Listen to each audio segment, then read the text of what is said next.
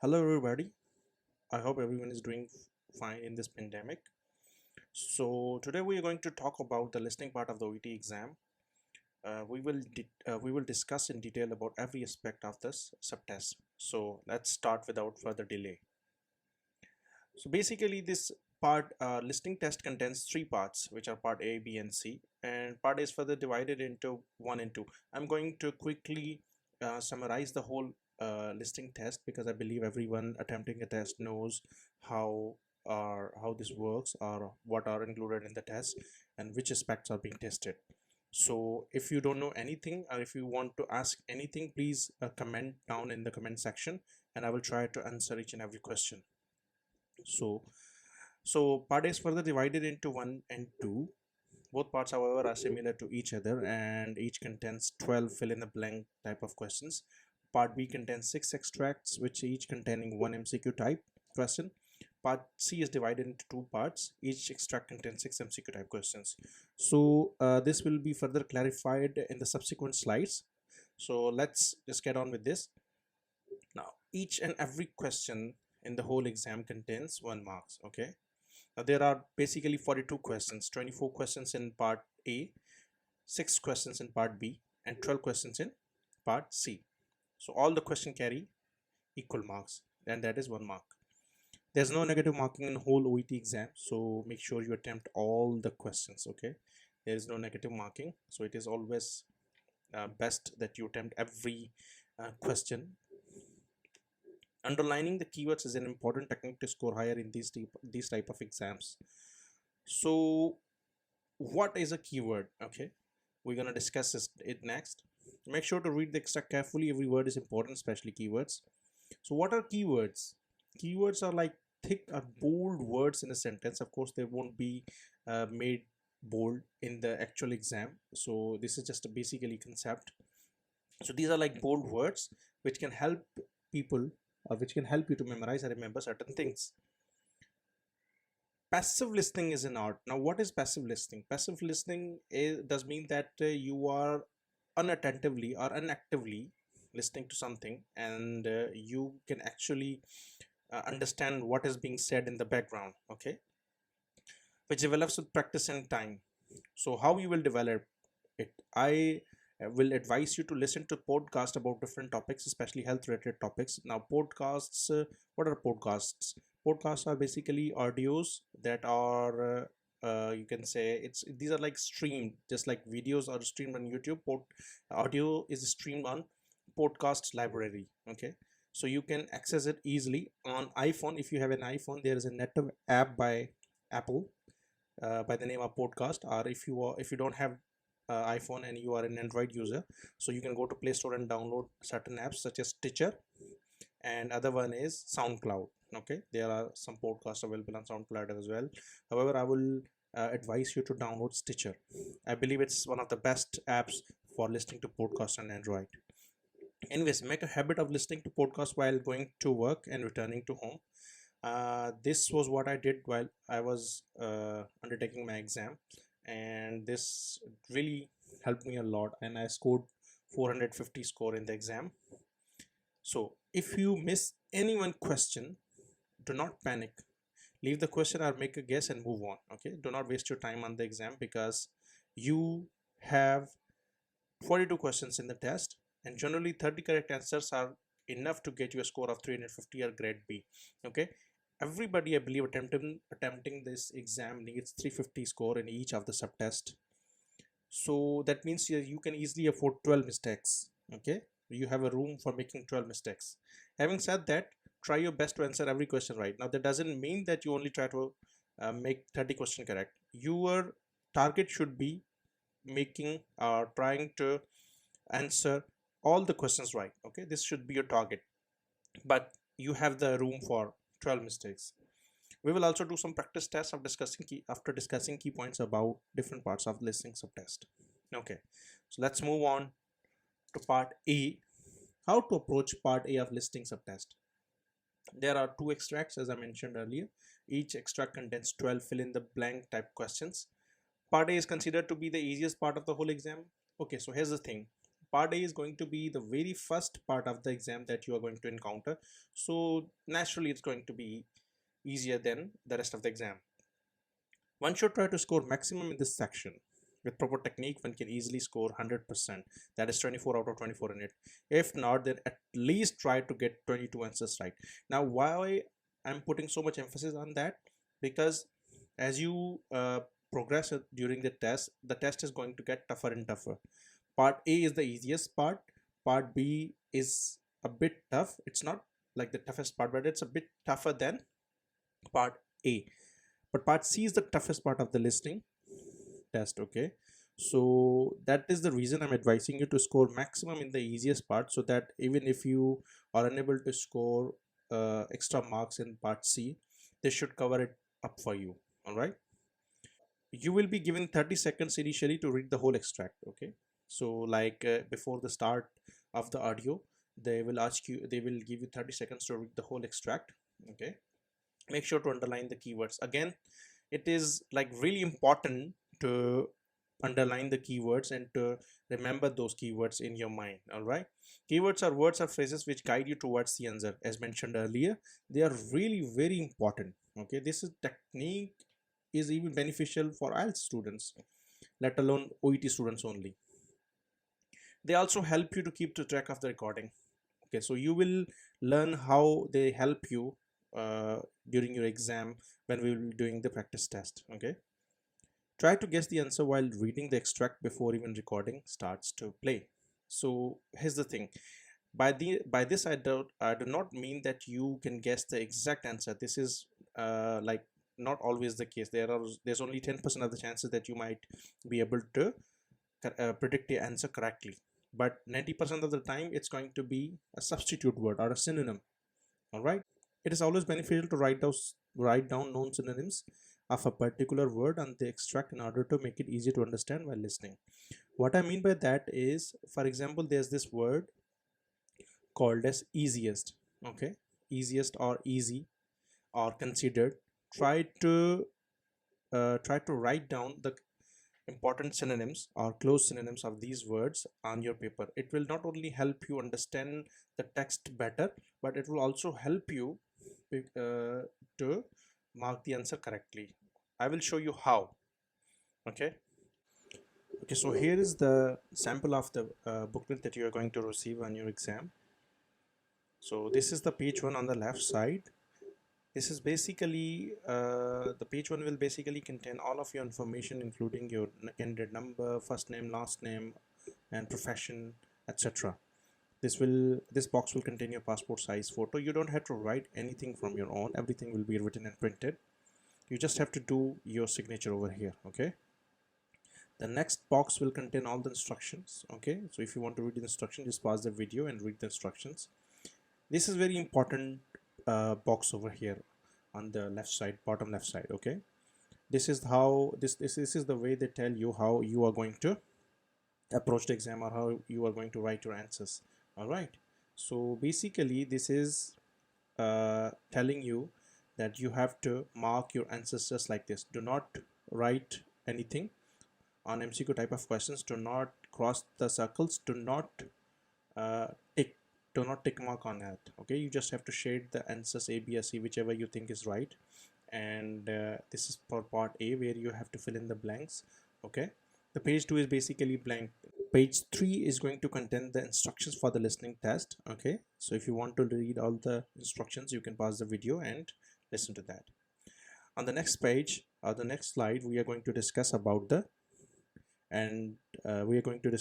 practice test, and also we'll be doing a live test session over here. Okay, this is the extract 1 of the part A of the listening subtest. Okay, as I told you that it is going to be a fill in the blanks type of a question. So here's the layout. So without a further ado, let's start the practice test. All right, I'm also going to tell you that how you are going to underline the keywords and what actually are the keywords. So let's hit the play button and let's see. Occupational English Test. Sample Test 2. Listening Test. This test has 3 parts. 3 parts. In each part, you'll hear a number of different extracts. At the start of each extract, you'll hear this sound. So basically there will be this beep sound before the start of the exam, okay? You'll have time to read the questions before you hear each extract, and you'll hear each extract once only. Complete your answers as you listen. So what this basically is saying that you will only be told, you will only listen to the recording only once, okay? The recording will never be played again for your convenience. So you will only have one chance to listen to the recording properly and to answer accordingly. While you are listening to the recording, you have to make sure that you are writing the answers along with that. Some people, what some people do is that they memorize the things and then write down the answers at the end of the test. This is totally wrong approach. I would advise you never ever do this. Okay, write down the answers as you are listening to the audio. This is what this guy in the audio is saying. At the end of the test, you'll have 2 minutes to check your answers. Part A. In this part of the test, you'll hear 2 different extracts. In each extract, a health professional is talking to a patient. For questions 1 to 24, complete the notes with information you hear. Now look at the notes for extract 1.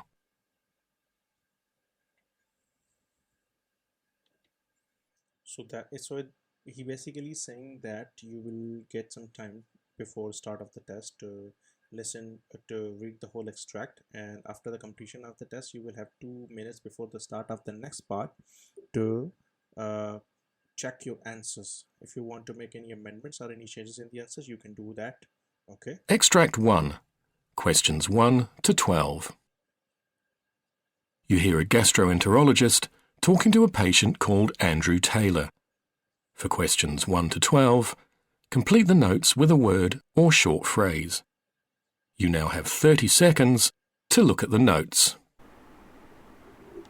So as I just mentioned earlier that you will get 30 seconds to look at the extract or look at the notes before attempting the exam. So now we will discuss something about how we will select the key words and how we will underline them, or what words we think are important over here. Okay, so this part over here is not important as this was just told to us by the audio.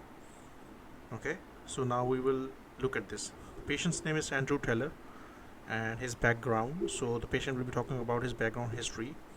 Has had dash over a long period of time. All right, over a long period of time. So the audio might say that patient had some disorder or some sort of disease or a condition for an extended period of time. It not necessarily means that the audio will say the exact same words. Of course, they will change the words. They will use the synonyms. Either they will change into the other words or they will use different phrases. For example, they can also say that the patient had a kind of a disease for a past couple of years or for a really long time. Okay, let's look at the question number 2. It says reports of frequent death sensation in the last year. Okay, frequent, they can say repeated. Okay, he experienced something quite a lot of times, so they can change the sentence into anything, but you have to guess the exact word. For example, over here it could be like frequent funny sensation, bloating sensation, or something like that. Okay, so most recently, this means that patient is talking about his current problems, what he has developed over the years, what he has developed recently.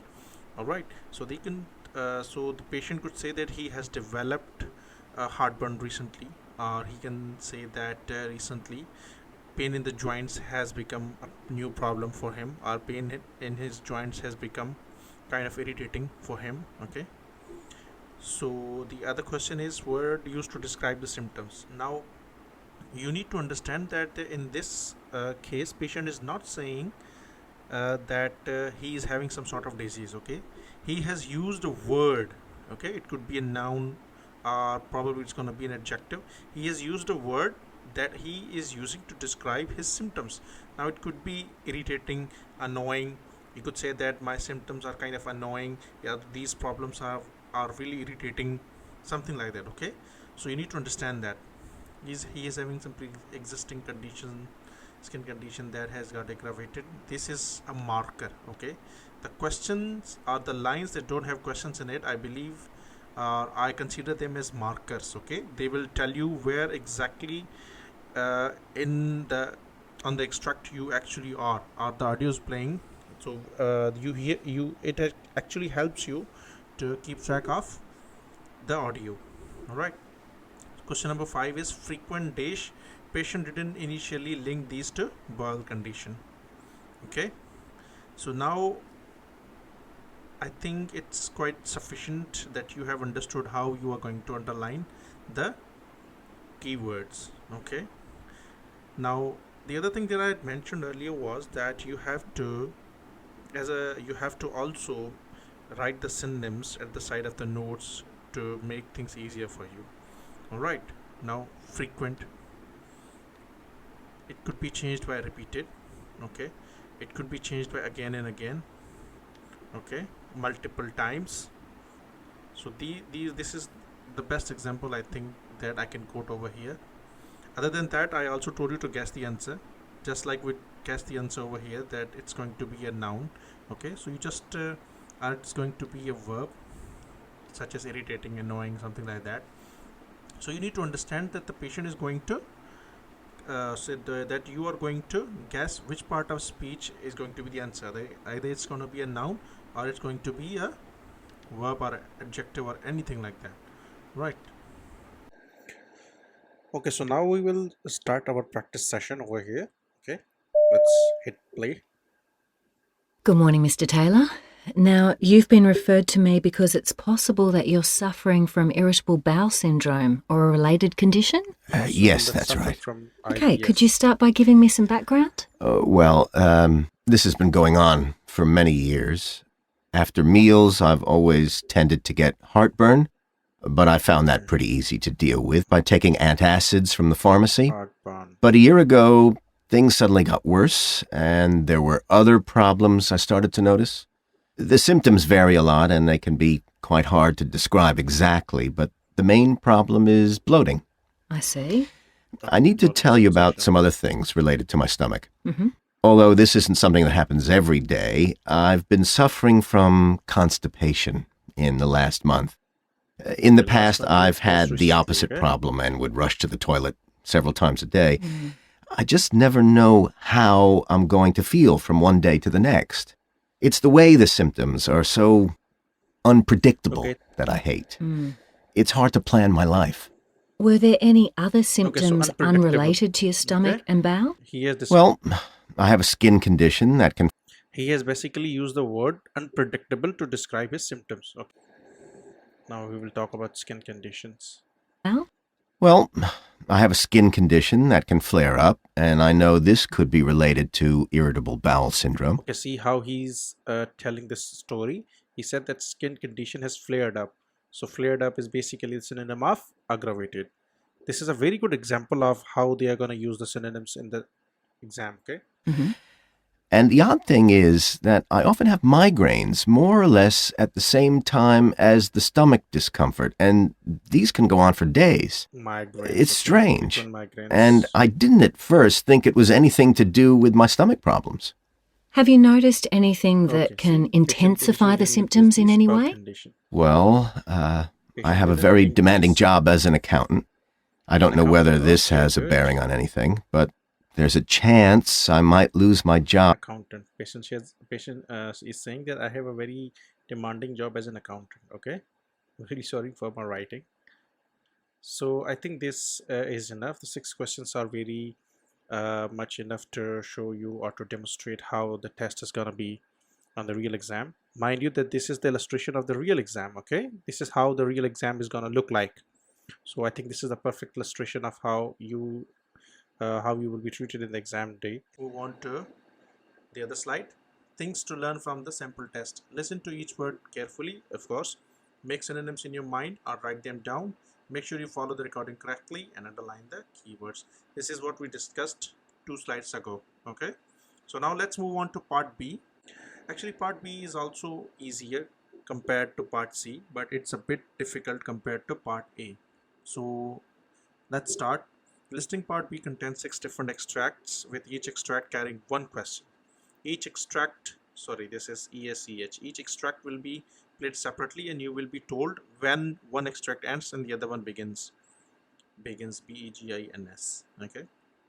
You will be given 15 seconds to read each extract before the recording plays, and you will hear a beep sound before the recording starts to play. This part is also quite easy, as you don't have to follow the recording. What I mean by that is that you will be informed that one first extract has ended and then another one has started. So this becomes a lot easier to follow the test, or follow the extract, or follow the recording. Okay. So now let's move on to the next slide and practice the part B of listening test. So how exactly are you going to approach part B of the listening subtest? Well, it contains 6 extracts. Each extract contains one MCQ type of question. Part B is easier than part C but slightly tougher than part A. This is what we discussed earlier on. Keywords are important here as well. Make sure to underline them carefully. Again, if you can write down the symptoms or memorize them, it will be very beneficial. One must try to achieve 100% score in this as well. If not, then at least try to get 4 answers right out of 6. So in the last section, or in part A, I told you that you should try to get at least 22 answers right out of 24. In this test, I want you to make at least 4 answers correct out of 6. So let's move on to the next part, in which we will discuss, and we will also hear the sample test, and we will do it together. Let's go. Part B. In this part of the test, you'll hear 6 different extracts. In each extract, you'll hear people talking in a different healthcare setting. For questions 25 to 30, choose the answer A, B, or C, which fits best according to what you hear. You'll have time to read each question before you listen. Complete your answers as you listen. Now look at question 25. You hear an optometrist talking to a patient who's trying contact lenses for the first time.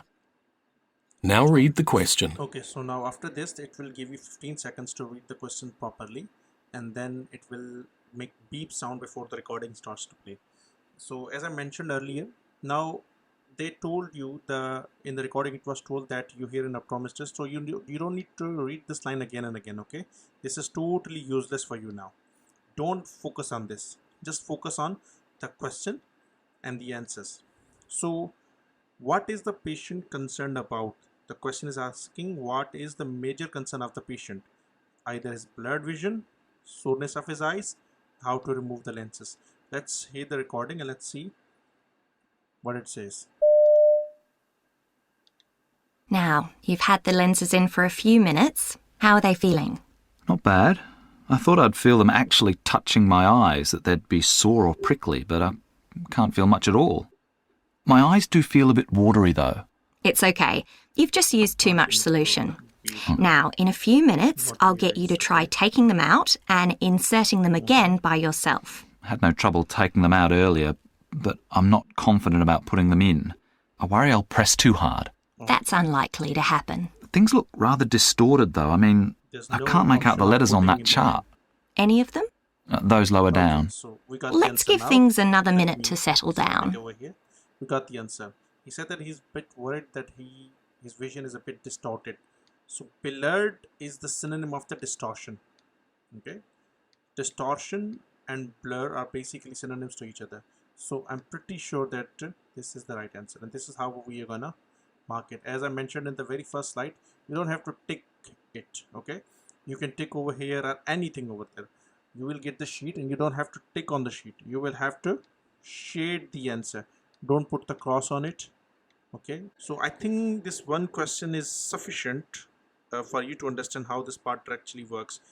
So without a further ado, I want to move on to the next part. So let's move on to the next part. So how to approach part C of the listening subtest? Well, there will be two extracts, and each extract will contain 6 MCQ type of questions. Okay, so this part is probably the toughest part of the listening subtest. I've been saying this since the start of this video that part C is the toughest part of the listening subtest. The extract can be a lecture or even an interview. Okay, the extract will most likely be a questionnaire type.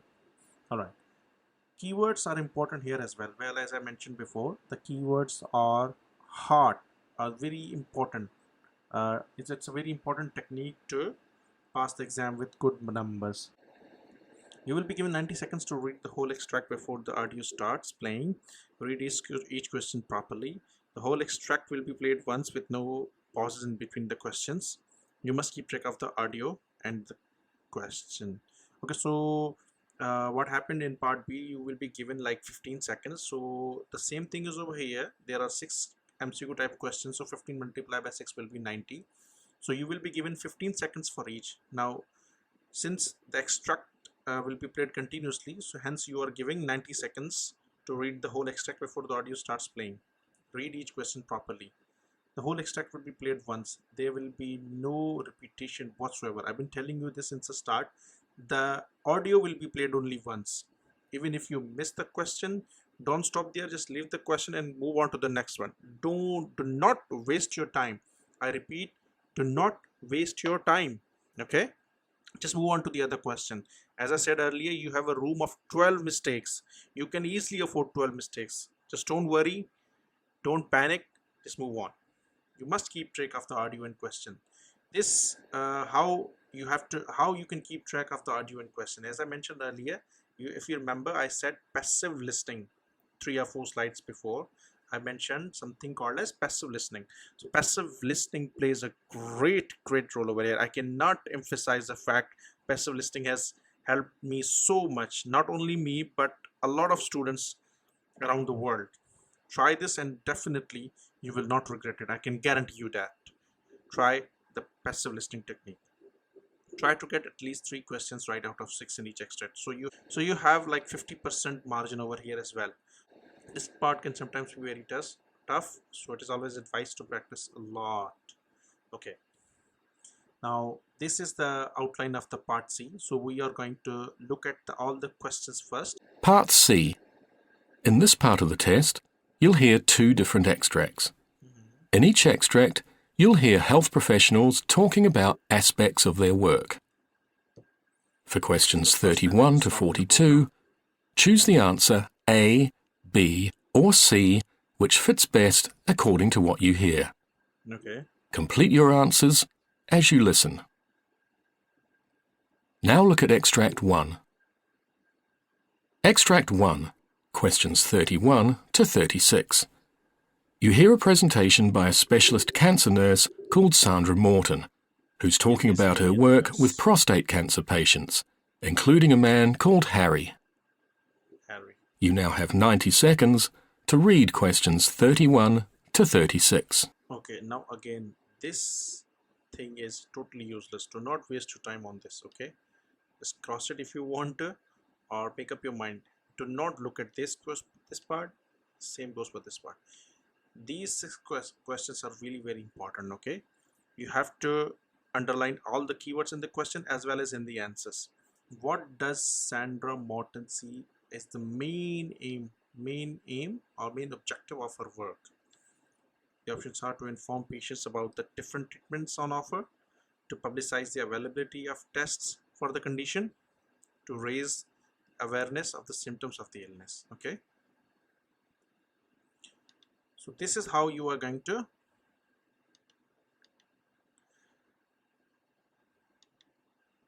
this is how we are going to approach our part C. Let's move on. Okay. My name's Sandra Morton and I'm a specialist cancer nurse, helping cancer patients deal with their diagnosis and treatment. I'd like to tell you about the type of work I do, and particularly about one of my patients, recently diagnosed with prostate cancer. Let's call him Harry, to illustrate the sort of things I get involved with. Now, before we get on to Harry, I'll give you a bit of background. Clearly, my job covers many aspects of patient care, but what's the priority? Firstly, prostate cancer is in fact the most common cancer in men in the UK, with over 40,000 new cases diagnosed every year. That's a staggering number. One problem is that this type of cancer actually develops very slowly, so there may be absolutely no sign that you have it for years. So, if we're going to reduce the number of cases, it's vital that people like me get the word out to as many men as possible, that we tell them how to spot the signs of prostate cancer, like an increased need to urinate or straining while urinating.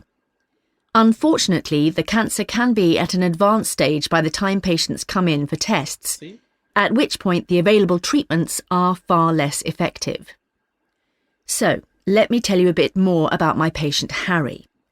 Like many middle-aged men, Harry was offered a routine health check at his local doctor's surgery. As far as he was concerned, he had no particular health problems or obvious symptoms at the time, and so he almost ignored the invitation. But he'd promised his family he'd look after himself. His wife had died of ovarian cancer some years before, so he felt obliged to go. It was during his appointment that, based on a few symptoms he mentioned, Harry's doctor decided that he'd need further investigation for prostate cancer and referred him to a specialist clinic at the hospital. He felt obliged to go. See, he was too fit and well to be in need of it. Okay, so I'm going to conclude this over here. Only 2 questions I think are sufficient. So you now got the idea that how this part actually works. The speaker keeps on speaking and you have to guess on which question you actually are. It's not that difficult. It might sound a bit difficult when you are doing like your first or second practice test, but if you keep on doing that, I think it will become a lot easier for you in the future. Alright, so this is how you are going to approach part C. It is a bit difficult, trust me, but if you follow the advices that I'm giving you, just mark the keywords and just get on with it, I think it will become easier for you. So thank you for watching the video. If you have any question, please write down in the comment section and I will try to answer them as per my knowledge. If you like the video, give me a thumbs up, like the video please. If you have any suggestion, please mention in the comment box and subscribe for more content. This is actually my very first video, so of course this is not going to be perfect, but I will try my best in future to improve my content. And if you have any suggestion, please mention in the comment box. Thank you for watching the video. Please take care and good luck for your exam.